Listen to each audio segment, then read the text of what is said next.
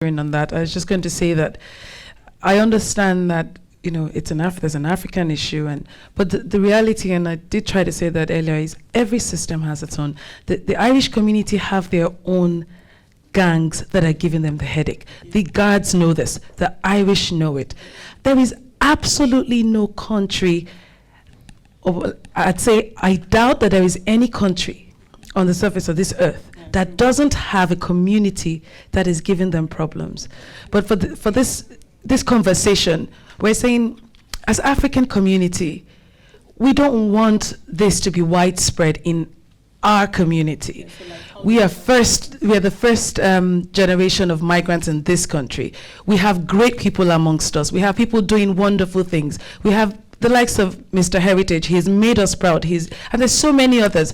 We have even I know a lot of young adults in their 20s who are doing well. They're working, they're setting good examples for even the younger ones that are coming behind them. And so we're saying we have great resource in our community, but we also have this problem that is starting to rear its head.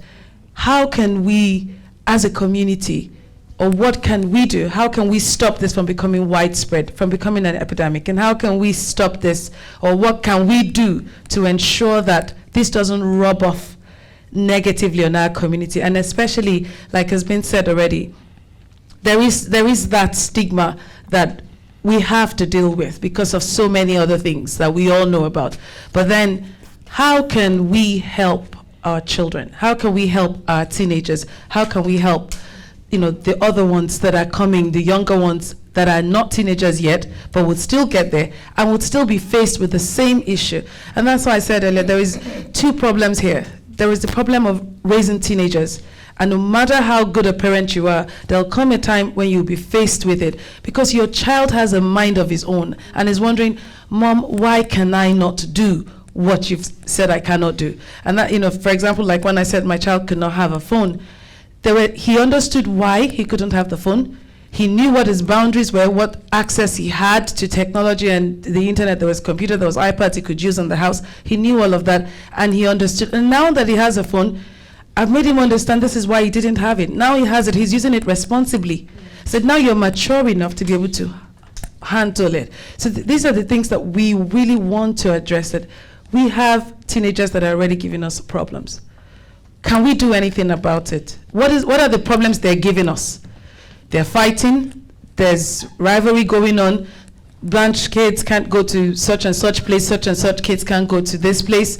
They have these issues. What are those issues, and what can we do as a village? It takes a village to raise a child. That's the saying that has been forever, and it is true. It does take a village to raise a child. So how can we become that village that will raise these children, so that at the end of the day, I could say it's none of my business, I've raised my child well, but the truth is it is my business, and raising my child well is not enough, because I don't know where my child will be, that this issue that I'm turning my back to will become a problem. There was an issue that happened, I think during the summer or probably a few weeks ago, I can't remember when 5th and 6th years went to, what's this place called? UCD. No, it wasn't UCD, but RDS. Okay. And my son, that day, fortunately, he went into city to cut his hair, get his hair cut. And that was when that issue was happening. And so he sort of he found out about it and saw that there were guards in city center. He was panicking till he got home.